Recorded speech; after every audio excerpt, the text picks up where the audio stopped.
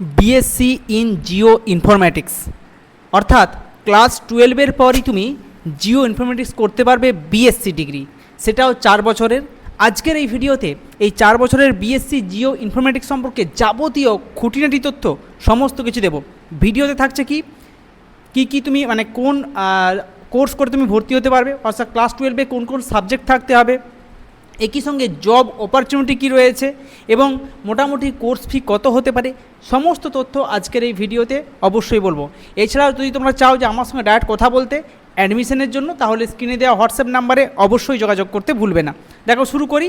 আজকে যে BSc geo informatics যে কোর্স, সেই কোর্সটা মেনলি করা হয়েছে GIS, remote sensing, geo spatial অ্যানালিটিক্সের উপর ডিপেন্ড করে, এবং এটা একটা ভীষণ একটা ভালো কোর্স।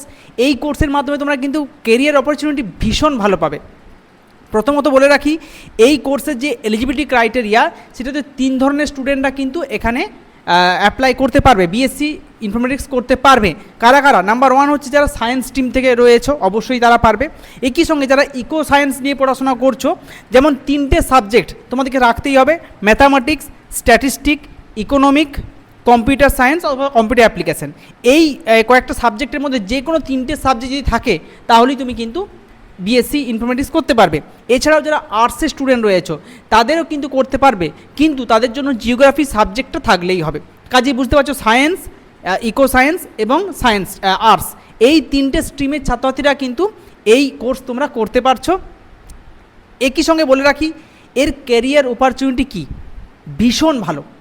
দেখো, গ্র্যাজুয়েট ডিগ্রি রয়েছে, একই সঙ্গে এই বিএসসি ডিগ্রিটা 4 বছরের। তোমরা সকলেই জানো যে এনইপি আসার পর থেকে এটা 4 বছরের হয়ে গেছে, এবং 4 বছরের কোর্স করার পর তোমরা কিন্তু যে যে জায়গায় কাজ পেতে পারো, GIS analytics, remote sensing specialist, urban and regional planner, environmental data analyst, geospatial software developer, disaster management specialist, cartographer, geospatial consultant, এই এত রকম জায়গা রয়েছে।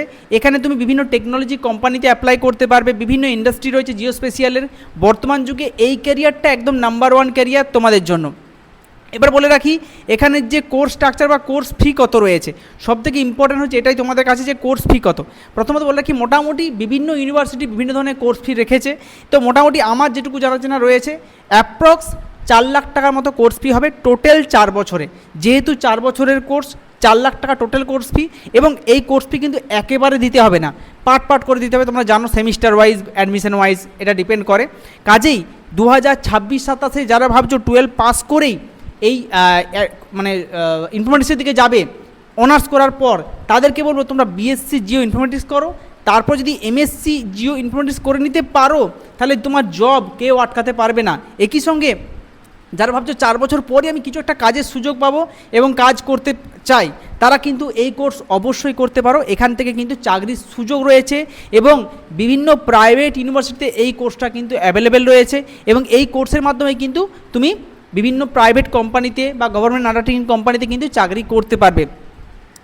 আইআরএস এবং তার সঙ্গে ন্যাটমো, ইএসআরআই ইন্ডিয়া, এই সমস্ত কোলাবোরেশনের মাধ্যমে কিন্তু এই কোর্সটাকে লঞ্চ করা হয়েছে বিভিন্ন ইউনিভার্সিটিতে।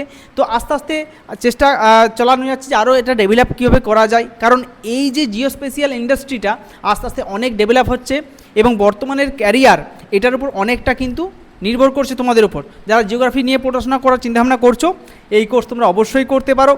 তবে হ্যাঁ, এখানে একটা ইকোনমিক কন্ডিশন ভালো হওয়া প্রয়োজন, কারণ বুঝতেই পারছো এটা প্রাইভেট ইউনিভার্সিটিতে কোর্স করানো হচ্ছে, তাই খরচাটা একটু বেশি হবেই। তো এটাই হচ্ছে স্বাভাবিক। তো চলো, আজকের ভিডিও তোমাদের ডিটেলস আলোচনা করে দিলাম, বিএসসি জিও ইনফরমেটিক্স কীভাবে করবে, ক্যারিয়ার কী রয়েছে, সমস্ত কিছু। ভালো লাগলে অবশ্যই ভিডিওটা লাইক শেয়ার করো। এ ধরনের ভিডিও আরও পাওয়ার জন্য চ্যানেলকে অবশ্যই সাবস্ক্রাইব করে রাখো। ধন্যবাদ।